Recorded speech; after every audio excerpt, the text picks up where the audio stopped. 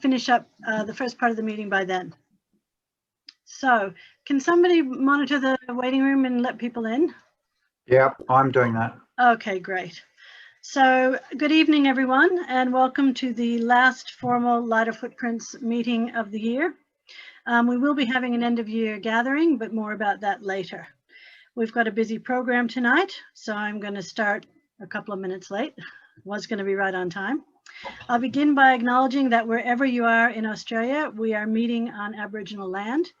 I am on Wurundjeri land, and I pay my respects to their elders past, present, and emerging, and acknowledge that this is land that was stolen.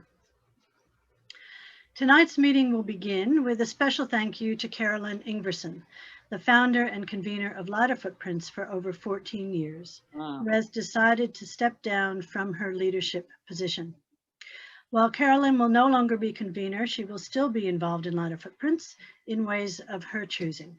For those who don't know me, my name is Lynn Franks, and Mick Nolan is on the Zoom tonight, and Mick and I are going to be taking on the role of co-conveners going forward.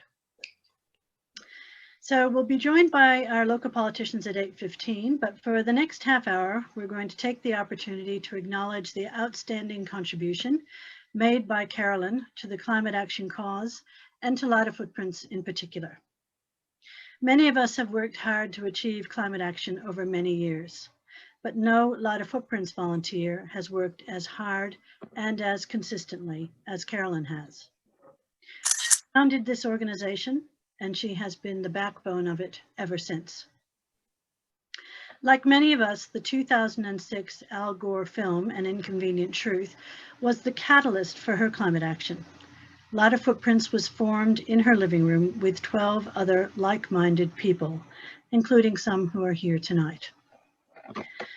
Carolyn has grown Lighter Footprints from a small group meeting in her living room into an incorporated association with over 2,500 supporters that manages an impressive website, operates actively on social media platforms, is capable of hosting town hall meetings with many hundreds attending, and which has the ear of politicians.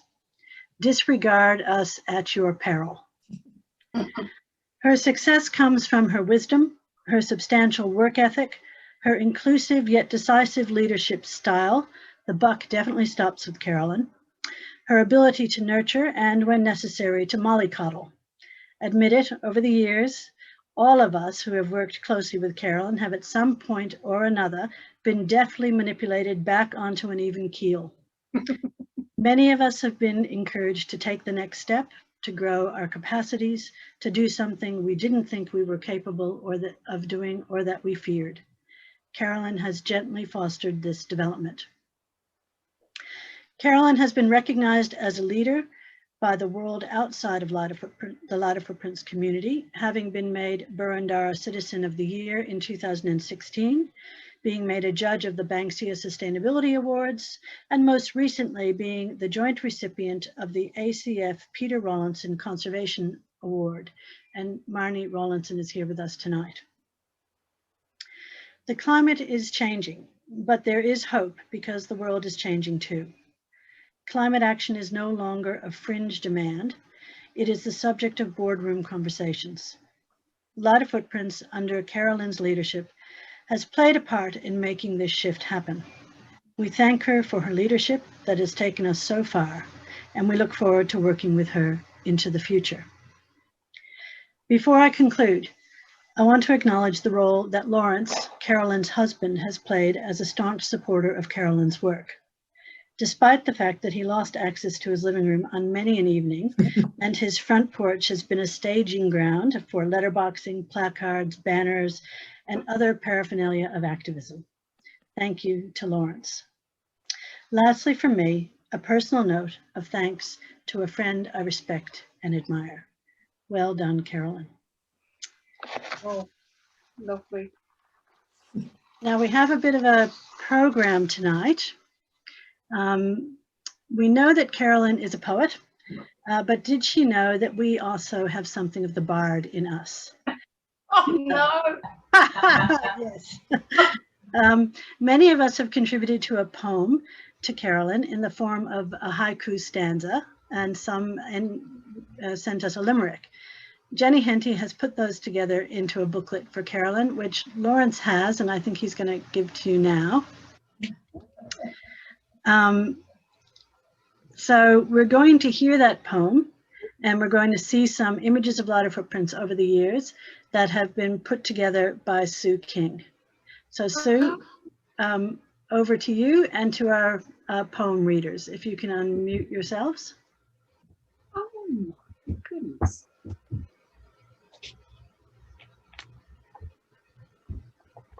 I'm so impressed.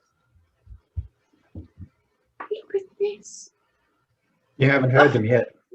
I'm just looking at them. These are so impressive. Okay, so how are you going to do this? So Sue, can you share your screen? Yes, can you put the screen? Not me. You can. This is Sue. Yep. You unmute. Come on. This is going to show.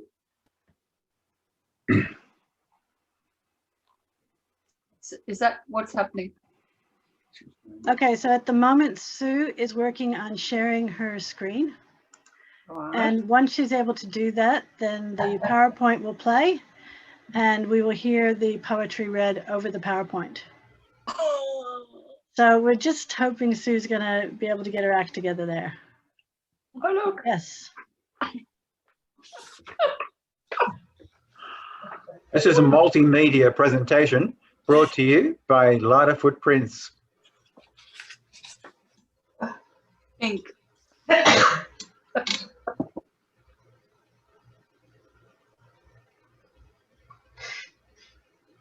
One day.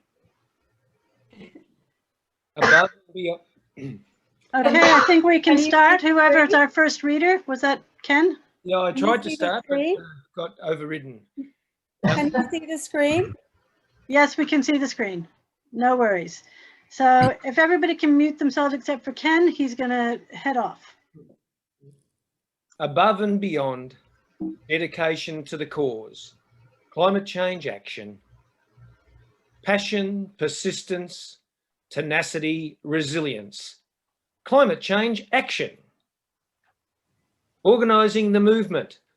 The planet says thanks, climate change action. One day, Carolyn, Burundara, think again.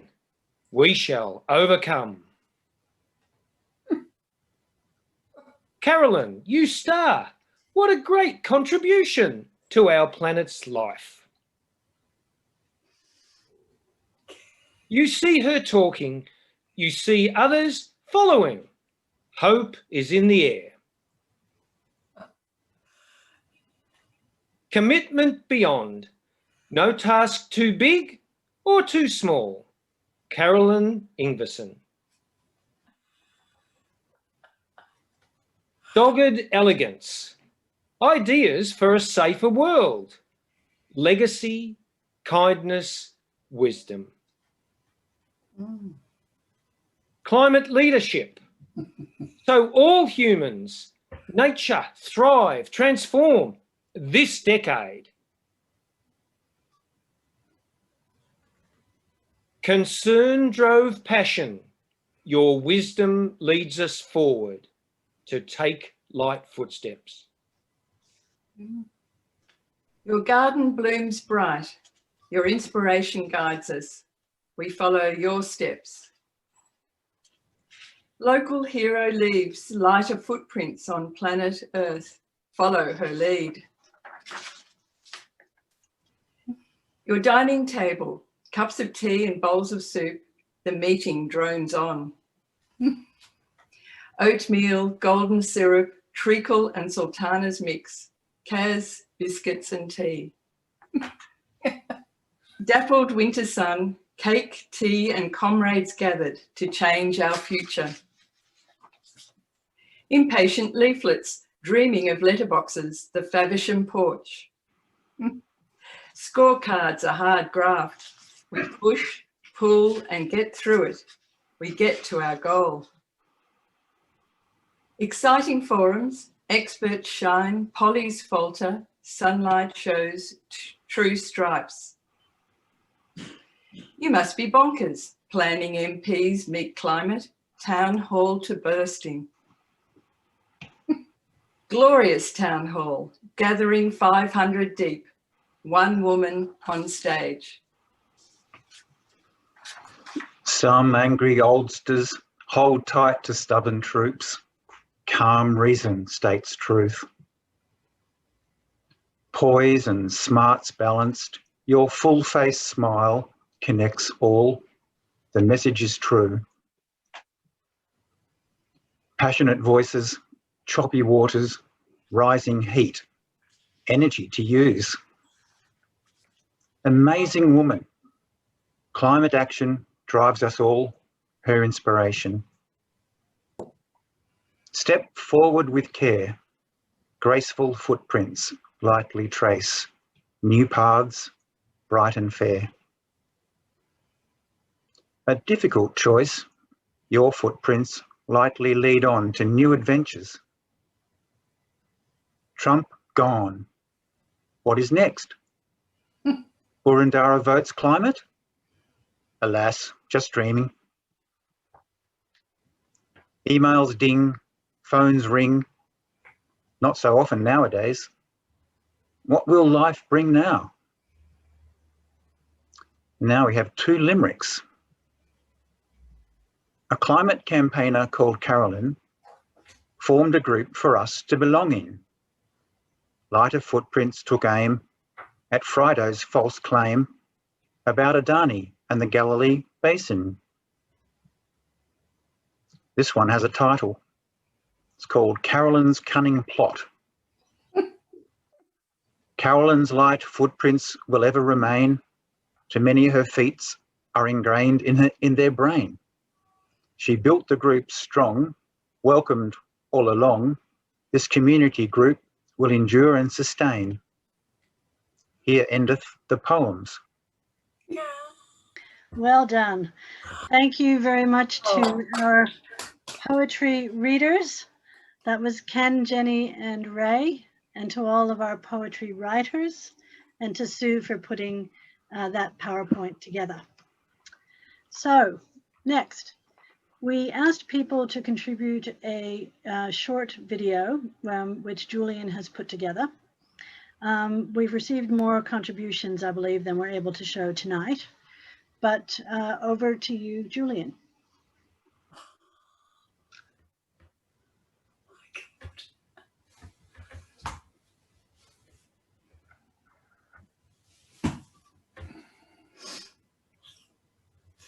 I'm hoping you're still with us, Julian, and that your video is going to work. Sorry, small malfunction. I'm just going over to my other screen. Okay, cool. Lots of photos with Josh Frydenberg with hair in those pictures. Yes, I didn't recognize And him. smiling. Yeah. Is there any truth in the rumour that you're the reason, Carolyn, why Josh has lost his hair? Oh my God.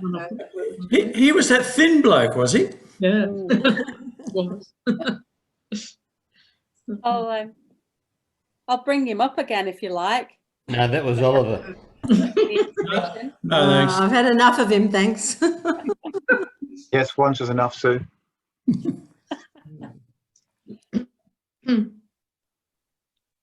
Okay. Well, while Julian is doing this, perhaps we can do what we were going to do last. Many of you have contributed to a present to Carolyn, which was very lovely and generous of all of you. And those presents are with Lawrence now. So Lawrence, this might be a good time to hand them over to Carolyn. There are 2 presents. One of them is a print by Melbourne printmaker Kate Hudson, which we hope Carolyn will like. And the other is a pretty substantial voucher to readings, which I think Carolyn will certainly enjoy. My delight. Oh, this is so beautiful. You are Naughty. 40. Wow. You hold it. Okay.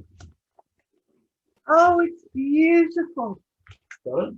How can I show you? It's got lots of little buzzers in front. Look at these birds.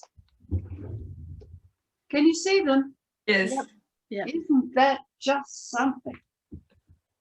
Oh, wow. These are wrens. I have a thing about wrens. We I don't know heard. if you knew that. We heard. Wow. That is so beautiful. Thank you Oh, lovely. Glad you like it, Carolyn. very much. Yeah, great. I love it. I will have it sit by me. Oh, gosh. Right there. It's a spot for it. And there is a card with everyone's name in it. So Oh, you've God, got you've that. gone to such trouble.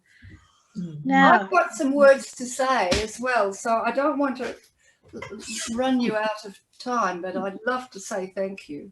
we do have time for that. I think the video is going to work. So we're going to go with that. Right. You ready to play, Julian? COVID has given an opportunity to reflect on our own lives and the lives of others. Sometimes stages of life seem to slip by without being noticed, but sometimes the stages are marked by events which bookend great achievements in between them. Now, I've known Carolyn for many years, but it was on Wednesday, the 20th of September 2006 that, by coincidence, we were together at Baldwin Cinema for a special ACF screening of Al Gore's seminal film, An Inconvenient Truth. Carolyn was there with Lawrence. I was there with a real estate agent friend, but that's another story. The other bookend, of course, was last Friday night when Carolyn received the prestigious ACF Peter Rawlinson National Award. Congratulations, Carolyn. After seeing the Al Gore film, I suggested to Carolyn that she do something useful rather than just retiring. Al Gore made it clear that this climate change stuff was pretty serious and it was urgent. Suffice to say, Carolyn did something that was very useful indeed. From small beginnings in the guide hall to 600 people in Box Hill Town Hall, the Light of Footprints events have been amazing. But as important as these events has been the Light of Footprints' influence on decision makers across Burundara and Whitehorse and well beyond.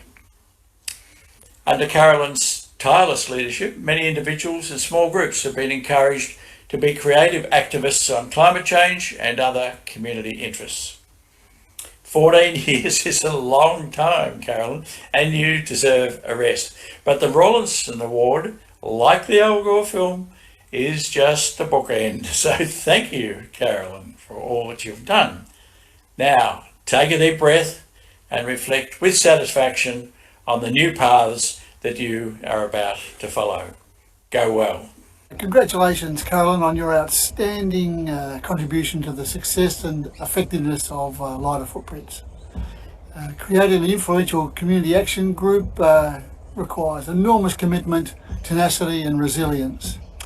Thank you for twisting my arm all those years ago and encouraging me or persuading me to join Light of Footprints. We haven't always agreed on how to proceed with things, but I've never questioned your commitment and dedication to the task. So thank you again for an incredible contribution to trying to get some kind of political action on climate change. All the best, John. Hi, Carolyn. I'd just like to join, I'm sure, dozens and dozens of your admirers to thank you and congratulate you for what you've achieved in setting up Light of Footprints and being there at the helm for 14 years. And it's grown into just a terrific organisation that's achieved so much and helped put climate on the agenda. I'm under a venerable tree with children and grandchildren in the background. It seemed the best place to say thank you to you, Carolyn, for all your determination, your persistence in your activism for the climate and for the future generations. Thank you so much. Dear Carolyn, thank you for over 14 great years, leading the good fight in Bundara to reduce greenhouse gas emissions and save our environment. You leave big shoes to fill. We will do our best. Enjoy your well-deserved freedom, but stay near to keep sharing your passion and wisdom with us. Our very best wishes from Ken. And for those wanting to do something about climate change, spending time at Lighter Footprints is really a very rewarding experience, and it's got a lot to do with your involvement, Caroline. You've created an environment where knowledge is shared, discussion is open and wide-ranging, and practical solutions are sought, all with a common aim, to deal with the most pressing issue facing humanity. You approach your tasks with remarkable energy and good humour. You set high standards and share knowledge willingly. I've learnt a great deal from you and want to thank you for all that you've done.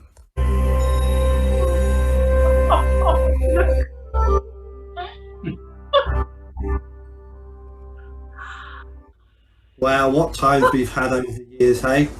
I just wanted to thank you for your irresistible enthusiasm, along with your passion and commitment to the environment and the climate.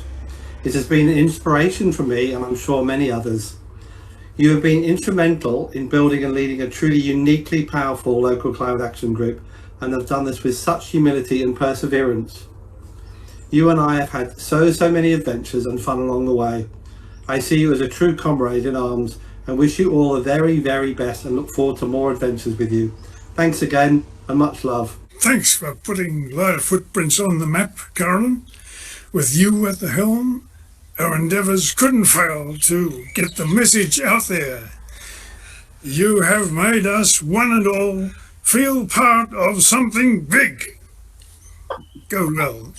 I'd just like to say thank you for teaching me about the reasons for climate change and why we need to do something about it. Thank you for teaching me about the need for renewable energy and how to get it.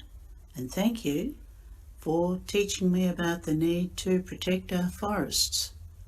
And I'd just like to say how very much I appreciate your very hard work. If you'd been paid a modest hourly rate for all of your Lighter Footprints time over these years, you would be a wealthy person indeed. Your personal contribution to the climate debate at local, state and federal level is immense. With an amazing level of personal energy, you've inspired dozens, if not hundreds, to get up off their seats to make their own contributions to the movement. It's hard to be an optimist in this vexed area of climate, but it is to be hoped that the fight to do enough that is meaningful to save our climate and save humanity from itself will not go on for decades more. The children and grandchildren of your generation will clearly recognise and acknowledge the personal effort you have made. Hi Carolyn, they say it takes a village to raise a child. I think you've shown us it takes a community to raise climate awareness. Good luck and stay in touch. Never doubt that a small group of people can change the world. Indeed, it is the only way they ever can. Thank you, Carolyn. Thank you. Holy dooly. That was just lovely. I really enjoyed that. I hope everybody else did. Okay, we're coming to the end, guys. We've got exactly 5 minutes, which is exactly how much time I told Carolyn she would have. It's true. I did try to fit this into 5, so yeah, I better go. Over to you. Oh, thank you, guys. That's stunning. I've left a few jobs in my time, mostly at the time of my choosing. Except in 1994 when I was sacked on day one of the Kennedy era, along with the entire OHS Commission. And in 1973 when I was fired from a Catholic girls' school for usurping parents' rights by teaching pubescent girls about periods. And then there was 1977 when I was expelled from the Labor Party for standing for the Senate for the Women's Party. Oh, and I was suspended from school once for insubordination, but only for a week. Mostly, however, after considerable years in the job, I have left when I felt it was time. with no regrets and little comprehension of what I was actually doing. I stepped into an unknown space and other things emerged, surprising things, like lighter footprints. How lucky were we to stumble upon that name? It has sustained us without confining us. It hints at meaning and allows us to do whatever we like. We tried to fiddle with it recently to convey more of the emergency required. It felt heavy-handed rather than light-footed, so we just kept doing what we do anyway. It's been a journey, and we have stuck with fundamentally our same tenets over the years. And how fortunate to make it with friends. I recall Lynn saying at one time, "Whether you like it or not, you guys are my friends." And that's what happens when you do this work. You get to know people and you like them and you hate them and you love them and you know who they are and how they tick. And you speak to many every day, well, some of them, and sometimes you wish you could escape from yet another call or an email, but you don't. And then you know why, because something just worked out, because you talked about it, because it's what you do. And so you must. We've built up a sort of culture doggedly by meeting and swapping what we have learned, arguing our points, then finding experts and listening to them, and adjusting our stance accordingly, working out who needs to hear us and who needs to be heard. We've had some stoushes, inside and out, like the response of the group to the fervent denier who arrived wearing a suit and tie and had plenty of anger to share. One member called him out, showed she'd done her homework on who he was and what was his intent. She pointed to the door. Another member said, "Hang on, aren't we prepared to listen to anyone? And he might learn something from us. Let him stay." He chose to stay just the once, though not to change his views.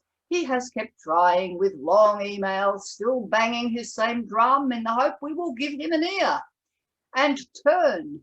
We do not. We have less tolerance for the destructive denier. Our focus is on those who might be persuaded, those who want to know more, and there are many of them. This is a job that is in many ways just getting going. Every day we learn about how best to communicate a very scary message in a way that leads to action. We blame ourselves for failure and hesitate to attribute success to anything we do. We know that we cannot wait for others to take the lead. We have to do it and draw the willing with us till the force becomes unstoppable. We have a troupe of players here who will do this. When I thought about who to mention as important in this work, I ran out of space. And that was without even getting to the support from the National Climate Action Network and its members. But let me try a few of our own so you get the idea. Mick and Lynn Franks are out of the box and can be trusted for thoughtfulness and clarity of purpose. And to have them working together in the role as co-conveners this next year is a huge bonus. The committee supporting them is a powerful mix of skills and expertise and a wonderful sense of humour. Let me name them because you should know them and recognise their contribution. John Gare, Miff Parker, Ray Peck, Ken Parker, David Strang, Annie Neal and Julian Atkinson. Let me pluck a handful of others who have been part of our fabric over the years because they deserve it. And I just had to stop when I realised how many there were because I ran out of breath. Deep breath. Bill Chandler, Ken Coghill, Julia Thornton, Rob Brown, Malcolm Cameron, Joy Metham, Anne Young, Lynn Holroyd, Jenny Henty, John Kirk, Hank Van Appledon, Michael Sandel, Kay Wenical, Barbara Fraser, Bev McIntyre, Robert Verman, Ellie O'Shannessy, Fiona Armstrong, Simon Grosser, Peter Hartley, Sue Kim, Michael Hassett, Carmel McNaught, David O'Neill, Brendan Nile, Neil Wilkinson, Joan Riley, Rowan McLean, Mark Cubitt, Rick Brazali, Tam Doan, Alan Lowe, Sally Newell, Jill May, and run out of breath. We are known for our expert communicators, and there's a vast array of speakers. Simon Holmes-a-Court, Bruce Mountain, Ross Garno, Barry Jones, Jane Morton, Rob Gell, David Spratt, Victoria Mackenzie-McCullough, and so many more. People we rely on, not just for their great performances, but as advisors and sources of research and thinking, always responsive to our requests for information and assistance on thorny problems. And it's worth noting that we've been fortunate in our local politicians who have joined us on our platforms. We have 3 of them of the 4 local state members here tonight. And we've had some not so local ones like Mark Butler and Janet Rice. John Pizzuto and Josh Frydenberg have been prepared to stand up on our platforms when climate groups in other areas struggle to gain access to their Liberal Party members. Always it has been about people. Groups are complex, and it is a testament to the depth of this group that it's weathered the many tempests we have been through in this emotionally challenging area of climate, and that we have coped with each other's foibles and differences and emerged from this, our COVID year, stronger and not weaker. And so it is today that I know it is the right time to step aside, and this is how it should be, to go before it becomes obvious that you should have done it sooner, before that quiet conversation in your ear that says, don't you wish you could spend more time with your family? This is the time to slide out and say thank you to this team for a great journey, and to watch them, and maybe me, take off. Thank you to everyone for tonight and for the last 14 years. Thank you. Well done. Thank you very much, Carolyn. Just before we hand over to start our meeting with our local state MPs, we also wanted to acknowledge that Rob Brown, a long-term Light of Footprinter, is leaving the committee this year, and we want to thank him for his service of many years and look forward to continuing to work with him into the future. Thank you. Over to you, Mick. Thank you, Lynn. And we've lost you, Mick. You're muted. Sorry, have you got me now? Yep. Welcome everyone, and welcome to the second part of the evening, which is the reflections and hopes from our local state MPs. And a big welcome to Will Fowles from Burwood, Paul Hamer from Box Hill, and John Kennedy from Hawthorn, who are on the line. Thank you very much. Before we sort of move into the this part of the evening, I would like to acknowledge the Wurundjeri people, who are the traditional custodians of this land, and we acknowledge as well where some of you might be on different lands to the land that I am on and most of us would be on. And we pay respect to the elders past and present of the Kulin Nation and extend that respect to other Indigenous Australians present. So big welcome to everyone. For hopefully most people can stay on. It's a hard act to follow Will and Paul and John after that. So we'll try and do our best. Big welcome to all the participants and the Light of Footprints people who have made this night happen. So the format of the night, we're going to go till 9:15. The first part of the night will be 3 set questions have been posed previously to our state MPs, representatives from Burwood, Box Hill and Hawthorn, and I will pose those questions to each of the 3. They will have 2 minutes to answer. And at the end, once we get through those 3 questions with the 3 gentlemen, our state MPs, Will and Paul and John, then we will move into question time that people can lodge into the chat. So can everyone please, you know, when you think of it, or if you've thought of it previously, whack your question into the chat. Half of the evening from here on, we'll have a fair chunk of time, 20-25 minutes, to hear from our MPs who may, you know, work out amongst themselves which of those questions, and I'll be assisted by Ray and Annie once we move into that part. But we'll kick off first of all, and I'm probably just going to start in alphabetical order with Will Fowles on the first question, which is, in 2020, it's been a roller coaster year. What made you hopeful and what caused you to despair this year? And we might start with you, Will. Well, thanks very much for having me, Mick. I thought you might have been about to go alphabetically by first name, in which case I was going to get a reprieve. But thank you all very much for having all of us along. And if I can, just on behalf of my colleagues, to acknowledge the traditional owners of the land on which we are all meeting. In our case here at Parliament, it is, of course, the Wurundjeri people of the Kulin Nations, and we pay our sincere respects to elders past, present and emerging, and any Aboriginal or Torres Strait Islander people who might be on this call tonight. Can I say that it's terrific to see 80 people interested, engaged and prepared to sweat through yet another Zoom meeting.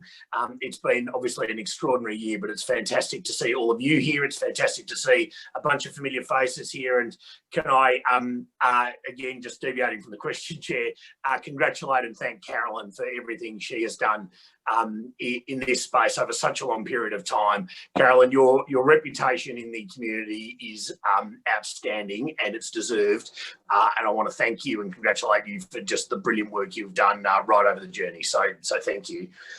To your question, which of course I've now forgotten what I've written here. Oh yes, what has made me hopeful and what has made me despair? I was in a deep state of despair for about 6 hours right in the middle of the US presidential election count when things started going a bit backwards. But I have to say that this year, whilst I despaired of some of the vicious rhetoric that was thrown about in our most difficult phases, I have to say this has been a year of hope. And it's been a year of hope, I think, on two metrics in particular. One, the sense that as a community, we can, you know, bind together to get over this vicious pandemic, this thing that has been so disruptive to all of our lives. That has filled me with great hope, and great hope for the summer period and where we move into as we move into next year. But I have to say it's given me hope to the broader point about just what communities can do if they bind together and turn their minds to something. And that speaks most particularly, in my view, to the challenge around climate change. And I think there is a real sense now, or there, you know, certainly it's my view, there ought to be a sense, I hope there's a pervasive sense that actually governments, when they turn their minds to something, when they commit to a course of action, when they lay out a clear strategy and a plan, can actually get things done in this space. You know, I think the Victorian government's a good example of that. We've obviously made mistakes and we've had setbacks over the course of this year in other dimensions, but I think the climate change challenge is something I am more hopeful about than I have been in quite a while, notwithstanding the intransigence of the federal government. Thank you, Will. Very good. We might move next to Paul, to you, if you can respond to the same question. Thanks, Mick. And yes, I would also echo Will's comments in terms of thanking everybody who has taken the effort to join yet another Zoom call this evening. In terms of hope, my reflections are probably similar again to Will's in terms of a sense of community.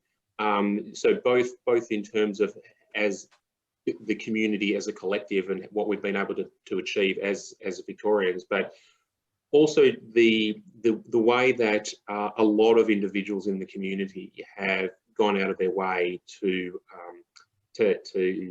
provide assistance to others who might not have otherwise been able to access that assistance. And particularly, I mean, the restrictions affected people in different ways, and particularly those who were sort of more vulnerable and advised to stay at home, and then largely all the activities were stopped.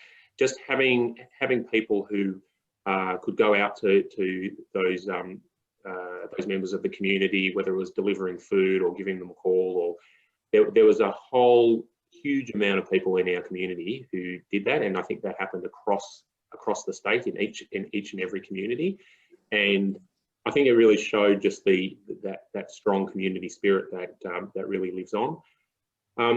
In terms of the despair, I was also really worried about and concerned about the language, but more specifically the people who it was targeted at.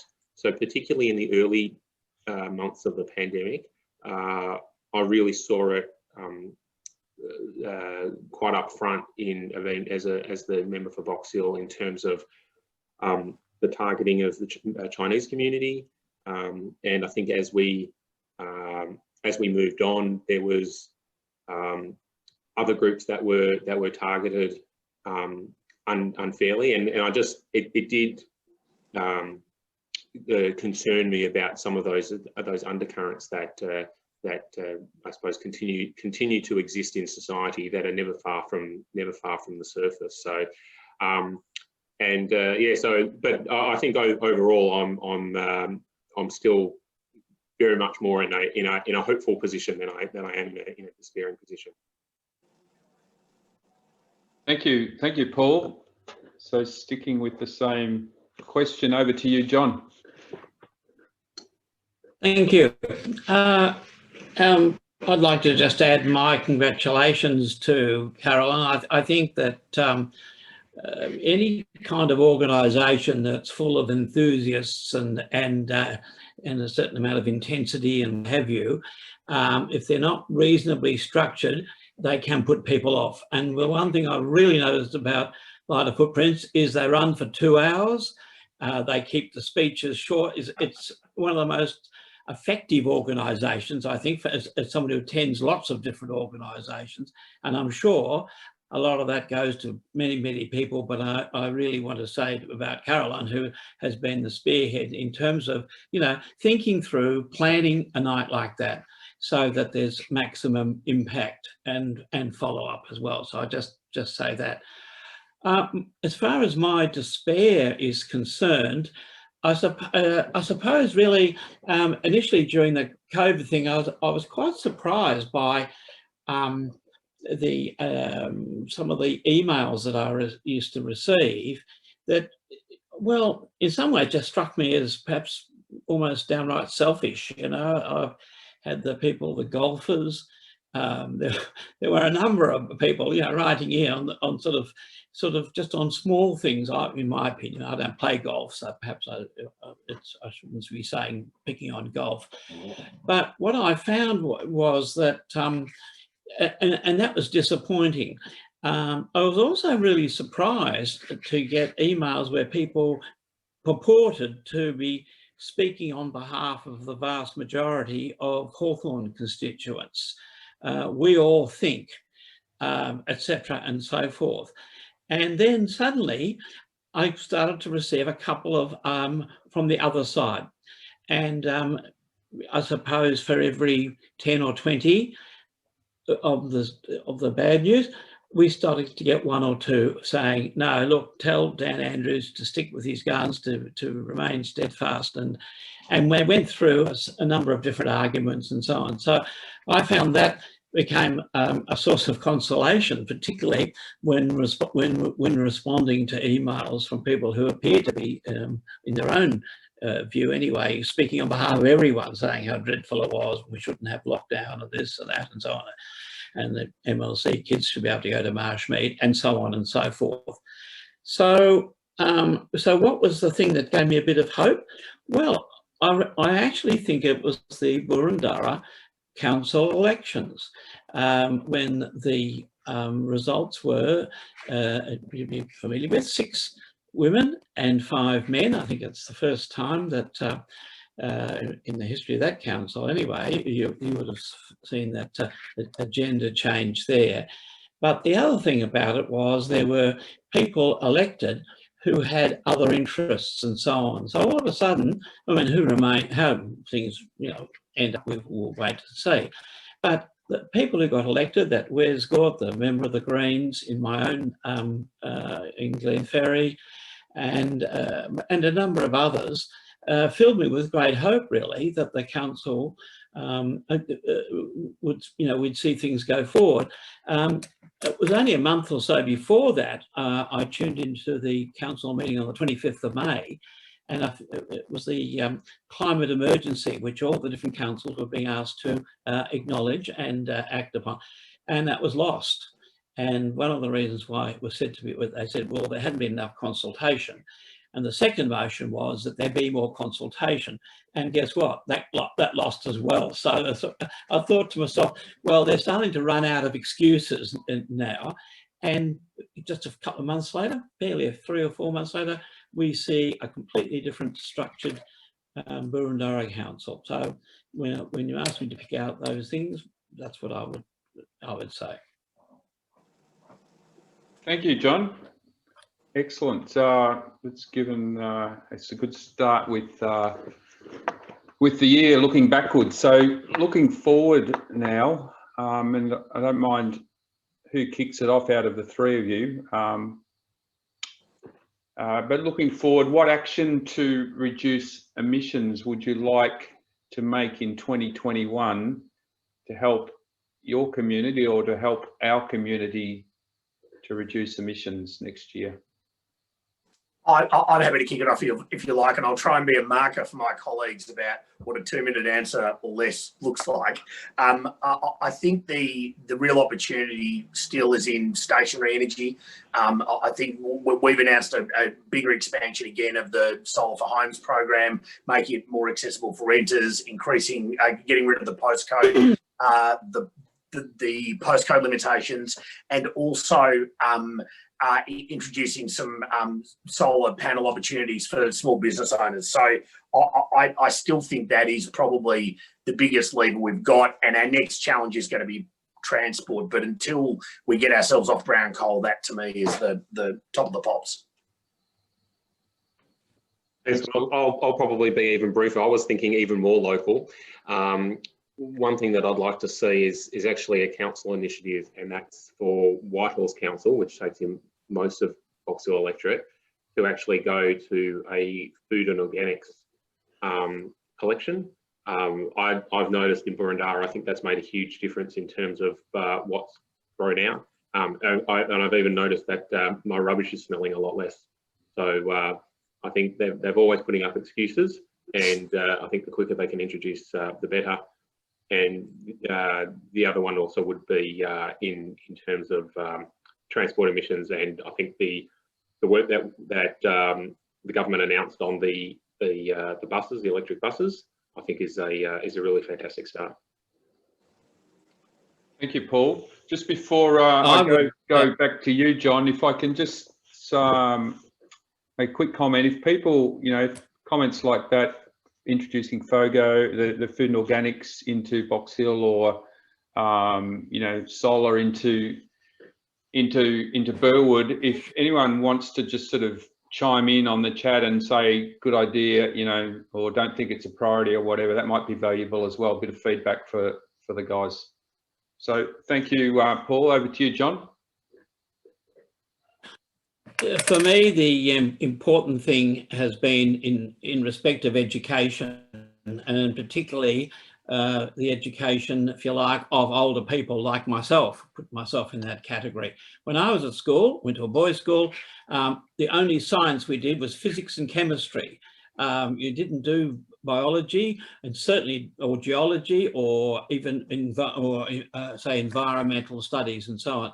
So there's a bit of a learning to be done there. And I suppose from the point of view of Hawthorn, with our fortnightly update, we've been running a series, thanks to David there, I see in the group, and now we're about to run a series on conservation. And I just think that that's going to be important. I note that under no illusions, I think I received 32% of the primary vote compared to John Pizzuto's 48%. And it was really the preferences of the Greens that that put me where I am, which came as a big surprise, I can tell you, but a very welcome surprise. So I think education is something that I would be latching on to, that we just need to understand. And as I say, so many of us, we had a very different education in our youth. Yeah, good comment, John. I think reflecting on that myself a little while ago. John just mentioned, I'm going to be a bit cheeky here. John mentioned the fortnightly newsletter that Light of Footprints through David Strang have been contributing, and John has been kind enough and good enough to put in his newsletter. So the offer is extended to Paul Hamer and Will, if you so choose. Okay, thanks, gentlemen. So we'll move on to the third question. What is your sense of your community's attitude towards climate change? And do you think climate policy will influence people's vote in 2022? I'm happy to kick this one off. I think that if you asked me this question 8 months ago, I think I probably would have had a different answer. So I think after the bushfires and we had the long drought in a lot of Victoria, and then had terrible bushfires, that I think there was a particular framing of the debate, and there was I guess an opportunity for perhaps minds to come together. I think perhaps at the moment it's not that climate change isn't important or still going to happen, but I think that as we've seen in the past, the first instinct is about what people perceive is their economic security, job security, which is going to be really challenging, I think, over the next period. And it's about, I guess, taking the community with us to demonstrate that the pathway to economic security and job security is through a environmentally sustainable future. And I see there was a chat in the comment about a bipartisan approach, and I think that that's where some of this discussion has fallen down in the past, that it has become a political issue, and then people have sort of walked away from it. Mm. Very good. Yep. Thanks. In Parliament at the moment, we were debating this. In Parliament, we were debating a bill which was a better way of handling, or a more efficient way of handling complaints about the noise made on wind farms and wind turbines. And it was sort of, and then I noticed my opposition, when after I spoke, said they thought it was extraordinary that people in the suburbs, like Hawthorne was named, should have a view on this matter, because they don't have any wind turbines in those suburbs and so on. So I think it was almost like the last stand, I think, from the opposition in that regard. And others then followed, other speakers followed and said, no, this is something that concerns us all. This is not about anything other than we're all of us acknowledging the situation and looking for ways to improve, so that we can keep to our values, we can keep to our priorities, but we'll do so efficiently and onwards from there. So it was, I just thought today the opposition, I don't know what Paul and Will might say, but I just thought they were clutching at straws on this, just on this one thing about the noise from wind farms and wind turbines. Thanks. Thank you, John. Yeah, well, I certainly wouldn't waste any time talking about the travails of that lot. I don't think their commitment to climate change is real, and frankly, we just have to get on with the job. To the question about whether climate change policy will influence people's votes in 2022, all I can say is I hope that it does, and I hope that it remains an issue of centrality in the Australian public discourse. It needs to, and I think the challenge we have now is that we're in a very different set of economic circumstances to where we were 12 months ago, and that makes it easier for the naysayers and harder for the true believers to prosecute the case around this. And part of the reason for that is because this debate continues to be framed, I think, too much in exclusively environmental terms and not as an economic debate as well. Both of those elements are important, but there is just no suggestion in my mind that you can't deal with the changing economy without dealing with climate change. We're going to have a very different economy in 50 years' time, and the way to make sure that the Australian economy and the Victorian economy performs as well as possible is to make sure that we're taking all these steps around climate change and becoming part of the modern economy. And my sense is that whilst the community obviously right now is still scared and worried and have had a dog of a year and just want to go on holiday and just want to go to the pub and all that stuff, completely get it. I think our challenge is to make sure that when we're talking about job creation, we're talking about new jobs, green jobs, smart manufacturing jobs. We aren't talking about the old jobs and digging hydrocarbons out of the ground and burning them up to make water hot. Wonderful. Thank you, Will.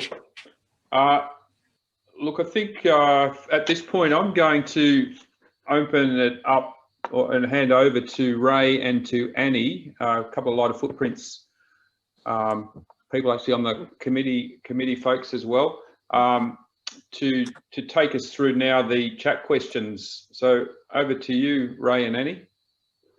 Okay, thanks, Mick. Yes, we've got a few questions coming through on gas. As you'd expect. In particular, the AGL Western Port Bay project has been mentioned in the chat, but more generally, the decision to open Victoria up to gas exploration has upset many people.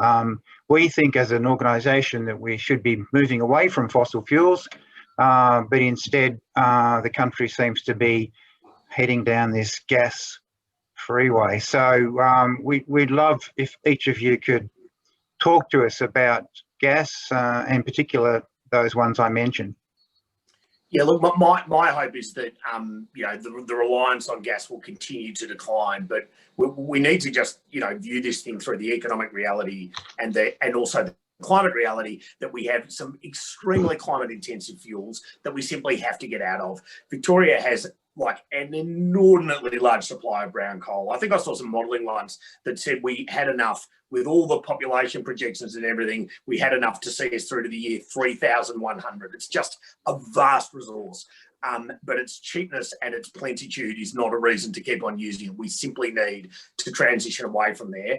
Part of that transition journey is gas. Gas is going to assist with that. It's worth remembering too that gas is sometimes feedstock into other industrial type products and outcomes. So there is a sort of separate discussion around that that's different from the energy production discussion. But clearly the wholesale shift away from brown coal is the first big step. To the extent that gas is utilised in the interim to get us to a more renewables only landscape, then it has to be part of the picture. But the Victorian government is committed to net zero by 2050. You absolutely can't realistically do that with gas as a significant contributor to the economy at that point. So it's certainly not forever, and we will continue to push away from these hydrocarbon based fuels. Thanks, Will. John or Paul? Yeah, I'm not sure if I have a lot to add. I think, I've seen some of the comments in the text, but that would be my position as well. That if you're looking at what you're replacing and the I suppose the speed at which the transition can be made. So obviously, where as Will said, the target. The target remains the same, and it's about the what's the trajectory and what's the process by which we can get there. I don't think we have do we have the capability to be suddenly turning everything on renewable overnight without any other fuels filling in the interim. There's a lot of other work that needs to be done to get there. Thanks, Paul. John, do you want to say anything? I don't have anything. Well, except to endorse what colleagues have said, and I think just to keep constantly seeking ways in which to have a declining reliance on gas, and as opportunities arise in terms of whether it's funding or grants or whatever it might be, just to make sure that that is front of mind in planning. Thanks, John. I think we could probably spend the rest of the evening talking about gas, but we'll move on to some other questions. I think Annie has a different question. Yeah, very interesting thoughts on gas there, everyone. And yeah, I agree that be something we can revisit. So we're getting some few questions about household energy efficiency, which has been one of the major features of the recently released budget. So the question is, what commitment is there to incorporate energy efficiency features into new social housing in Boroondara and in Well, it was an enormous commitment we made, $5.3 billion for new public and social housing. That is a landmark commitment, bigger than any other social and public housing expansion in the history, not just of this state, but of the nation. And I'm absolutely delighted about that announcement. The commitment attached to it has been for 5-star green buildings. I personally, would have loved to have seen us push a little bit further out on the curve there, but there's always a value proposition when it comes to the expenditure of very large amounts of public money. And I appreciate that, we've got public housing costs have already accelerated from about 350,000 a dwelling to now 420, as I understand it, on the sort of the recent lots of tenders. So there is a tension there between how hard you go, but we absolutely aren't going to be putting 1960s fibro shacks into the ground. These are going to be smart, modern buildings. They're going to have, they're all going to have their own renewables on them, and they are going to have energy efficient parameters around them to that 5-star standard. So they'll certainly be much, much better than the stock they're replacing in some cases, and largely better than their neighbours. Sure. Yeah. John, did you have anything to add there? Well, certainly with the announcement of regarding Bill Street, that was one of the first things people asked, and just the matters just covered by Will there in terms of renewables and at present time, as you know, it's been razed to the ground. There's nothing there, but now I'm been asked to chair a local committee of people appointed and so on to Bill Street. So, and I think that's going to be probably they're up front in terms of making sure that funds are used for just the things we've been talking about. Yeah, sure. Can you speak to anything there as well, Paul, about social housing particularly, or? Well, look, I think we'll summarise that really well. But I'd also, I mean, there was so many great initiatives in the budget that are going to improve the environmental space. And I mean, the other one was also about the replacement of heaters and those other sort of high energy use products.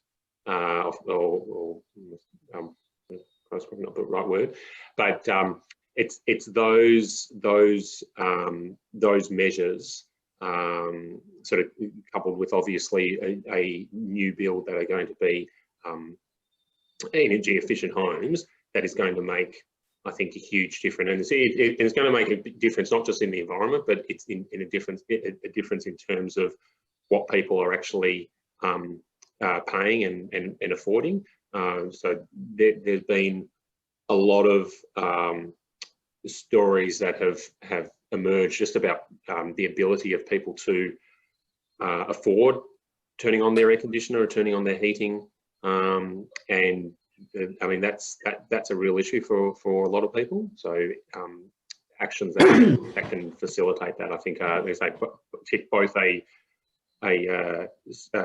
social outcome, but also an environmental outcome.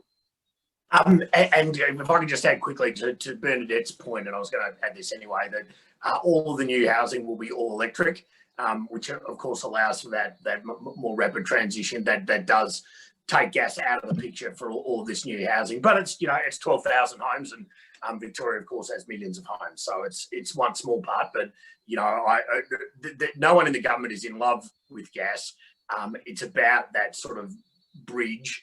And I accept that the science is disputed. I'm not a chemist. I can't speak to the specifics of leakage rates or whatever. But you know, my understanding that is that the emissions profile of gas is better, and that's why it's our preference as opposed to brown coal.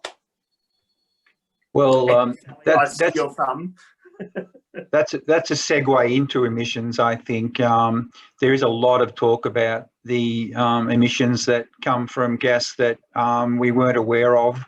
That's a growing part of investigation, I think.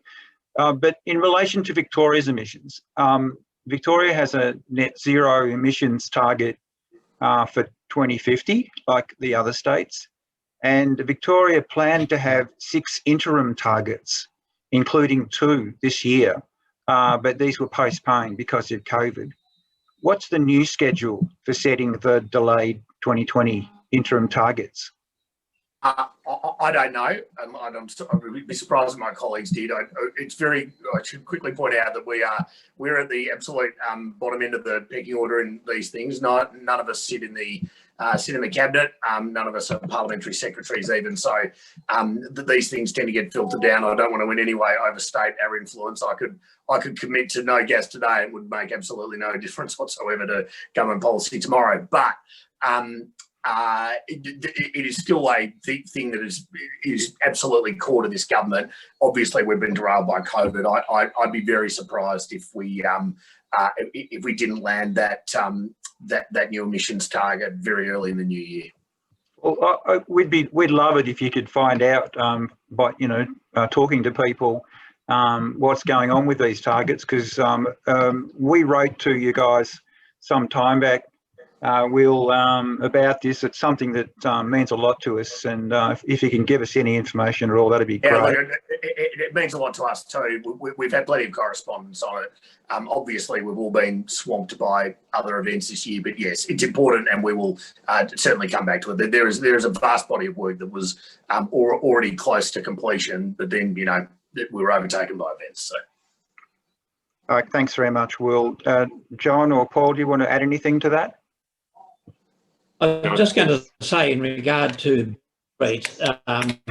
developments, we've covered just one aspect of it, but it was interesting that there were obviously a few expressions of nervousness about public housing or social housing, and what happens or what doesn't happen.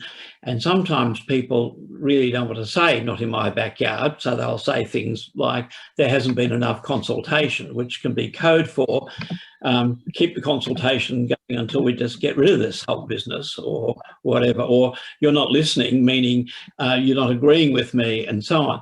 But one of the things that did fascinate me about this, when someone said, oh, look, you can't possibly have it there, because you can't really develop public housing and social, because public transport is so poor in that part. Huh?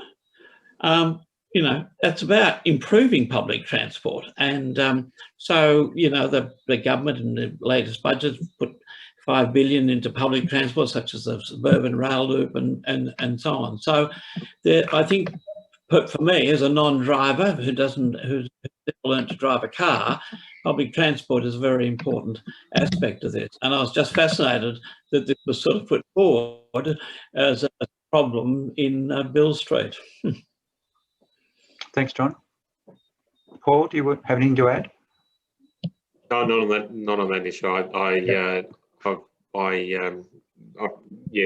There's been a lot of requests that those dates be made public, but as Will said, that's we asked, but we're not part of that tent. Okay, well, we look forward to that with great interest. We hope that there are some targets very soon. I'll hand over to you now, Annie. Sure. We've also got a few questions about electric vehicles and the proposed tax on electric vehicles. I guess, can any of you speak to the importance of electric vehicles moving forward, and if we can utilise them in the best way that we can if we are to be taxing their use? Well, I'm happy to have a start at this one. And look, I think at the outset that I mean, electric vehicles are going to be the future. You look at the what's happening particularly in car manufacturing in Europe. A lot of them have already committed to phasing out petrol motors and diesel motors and are going to all electric vehicles. So, and given that we have no car manufacturers in Australia, the cars that we're going to receive over coming years are going to be electric. There's no question about that. Now, I think that raises a number of policy challenges going forward. So I sort of think about this in a sort of 20 or 30 year horizon, and when, I mean, you just look at the take up of electric vehicles even now, and you sort of think in 20 or 30 years time, you'll probably have more than 50% of the fleet. Now, at the moment, the taxes collected on petrol vehicles and diesel vehicles is mainly through the petrol excise, none of which that is comes through when you charge an electric vehicle. Now, there have been a lot of correspondence that I've already received that said, well, we should be getting a benefit for an electric vehicle because of the environmental benefits. Now, that's assuming that you're actually plugging into what would probably be a battery, or have solar facilities and plugging in during the day. If you're plugging in at night, if I had an electric vehicle and I was just charging at night, I would basically be charging it off brown coal anyway, because I don't have any solar facilities or a battery. But going forward, that stationary energy will change and that mix will change.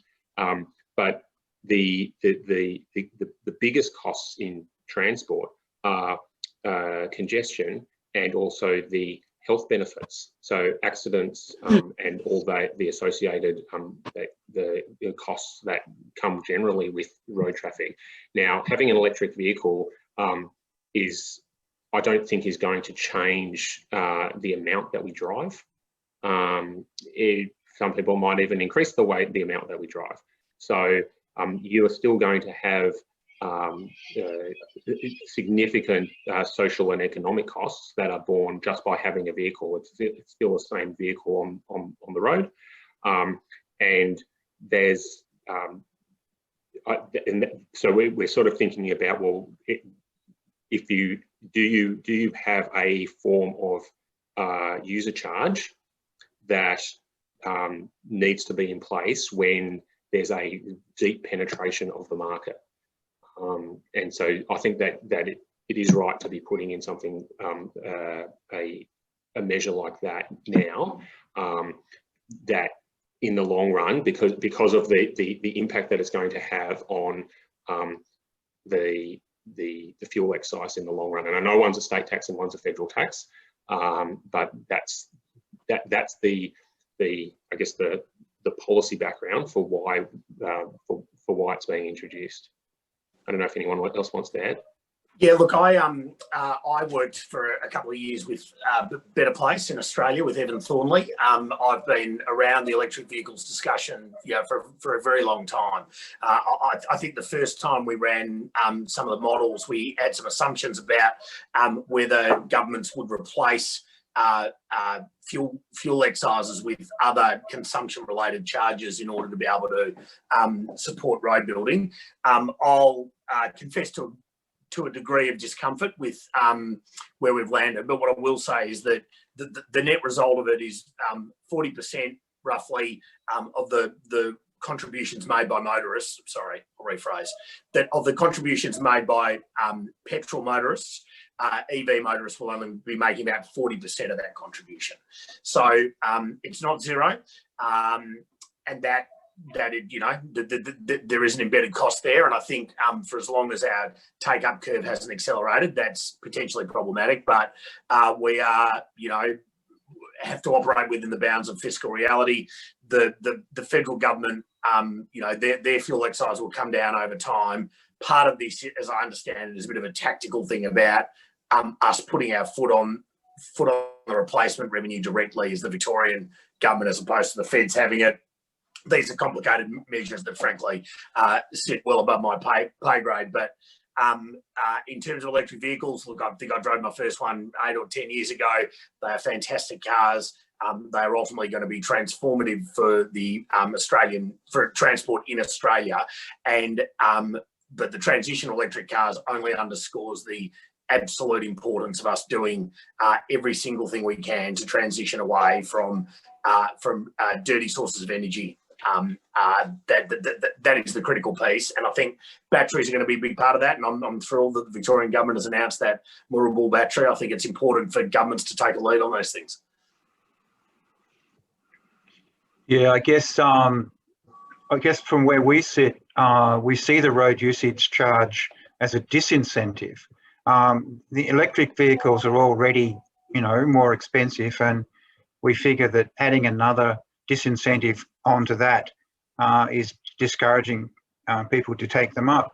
Even in the US, there's the federal government has given a $10,000 tax incentive to EV buyers, and some of the states have added additional incentives onto that. So, yeah, I guess we're just disappointed that this has happened and people are not being encouraged. Yeah, look, there are discounts. There's a stamp duty discount. There's a rego discount for EVs. They're certainly contributing less than petrol vehicles. Look, it's clearly not ideal from the EV industry perspective.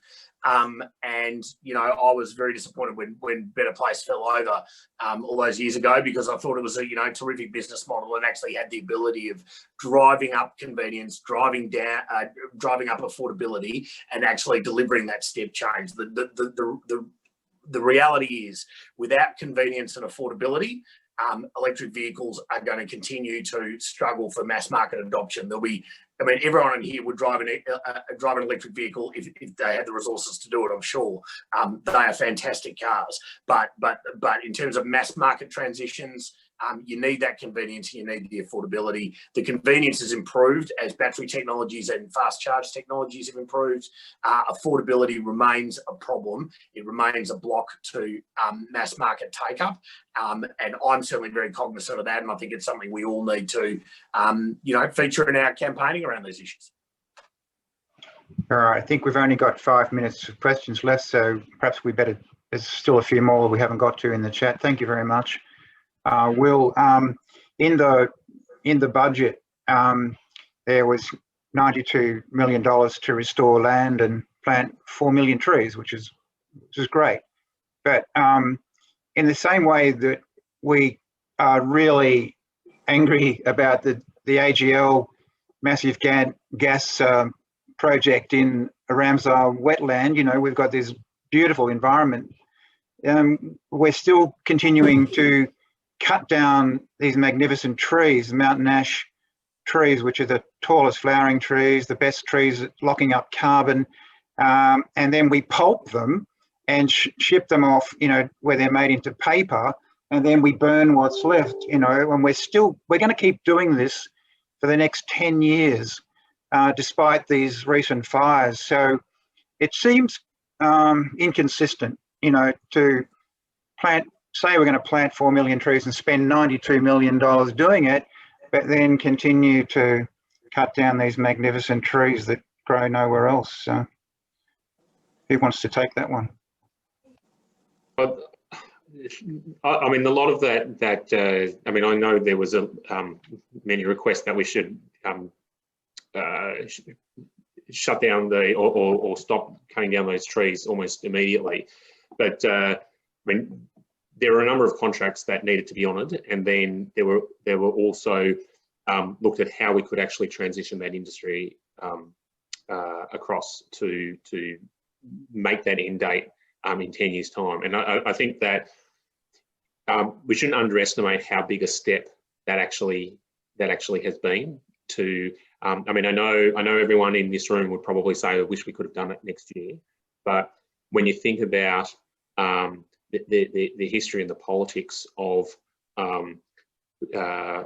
this industry, and that no other government has been able to get this done and make sure that we have got a firm transition and a firm transition date, I think that's something we should be actually really proud of, that we've actually managed to get to that. We've managed to keep to facilitate an industry transition, so keep the Australian paper continuing to operate for many years after that, invest in their mill, and transition to plantation.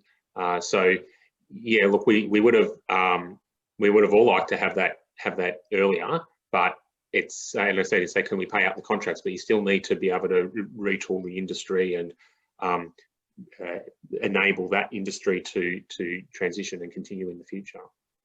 Yeah, look, the reality is that there's a diversity of views inside the government. There's obviously a broader diversity of views inside the parliament, and there's an even broader set of views again in the community, particularly in some of the communities for whom paper products, timber are very large employers.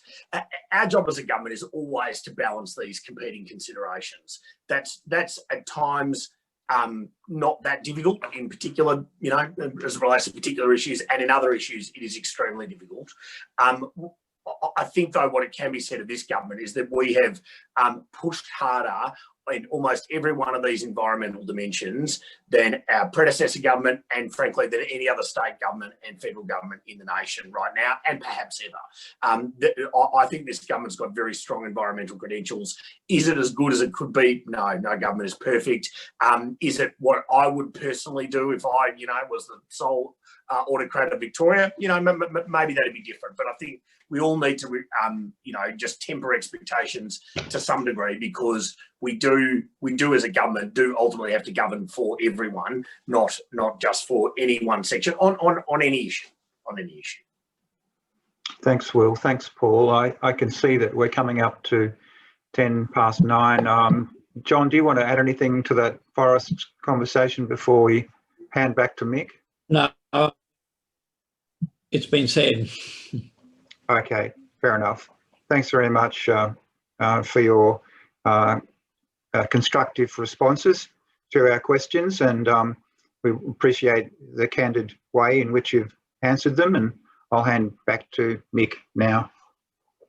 Thank you, Ray. Thanks, Annie.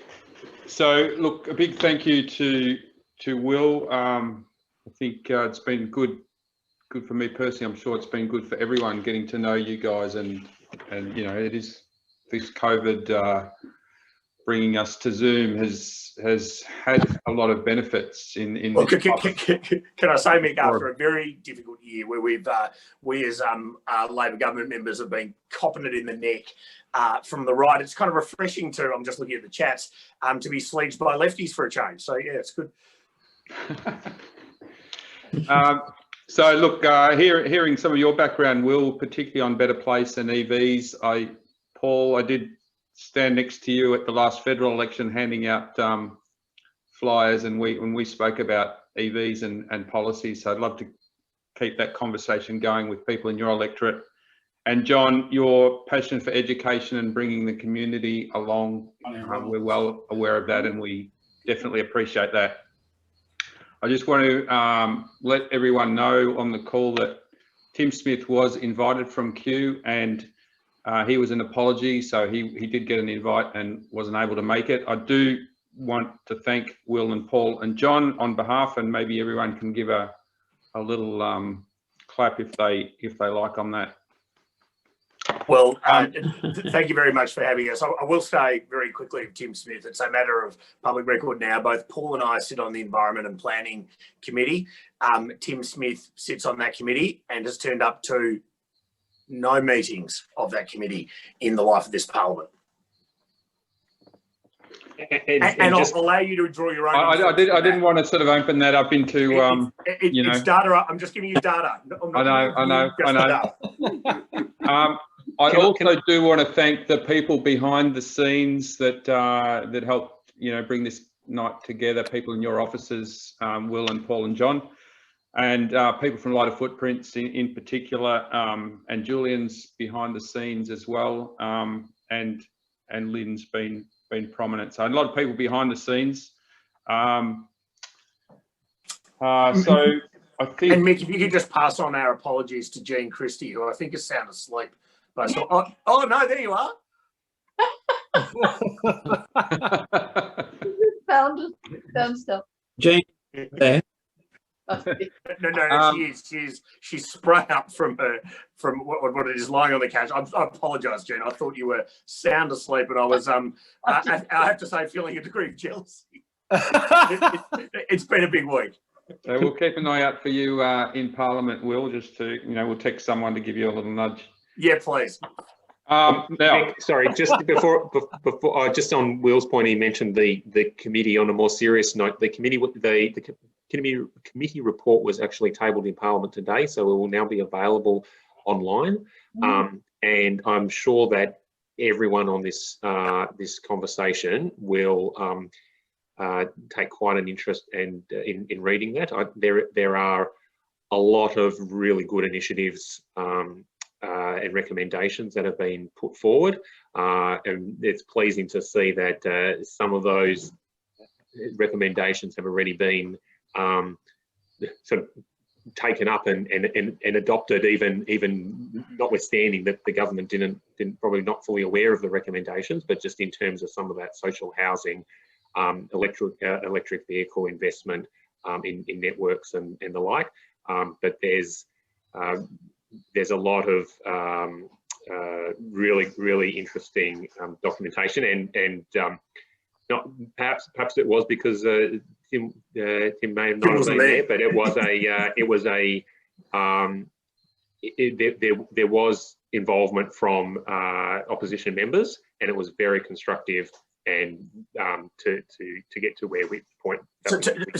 So Mick, we might just circulate the link to you so that you can pass it on to the membership. It is the report of the Environment and Planning Committee into community responses to tackling climate change.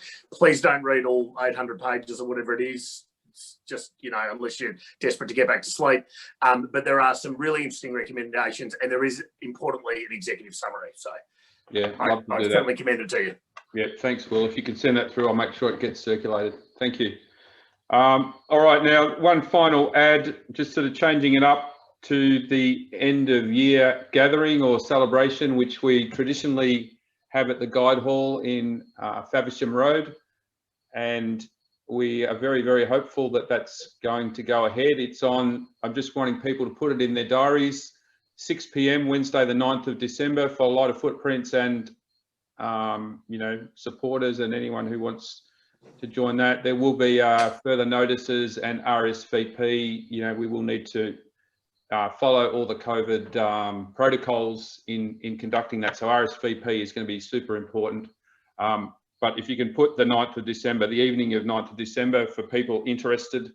I think the usual suspects, Bill Chandler and Malcolm and I think somebody else is John Gare, yes. So the usual suspects are hard at work already, you know, guaranteeing another good night. So look, I think that's pretty much right on time. I'm going to wind it up there. Thanks again, everyone, for attending. Great to have a big audience along, and thanks to the MPs. Thank you. Thanks to you all. Thanks, guys. Thank you.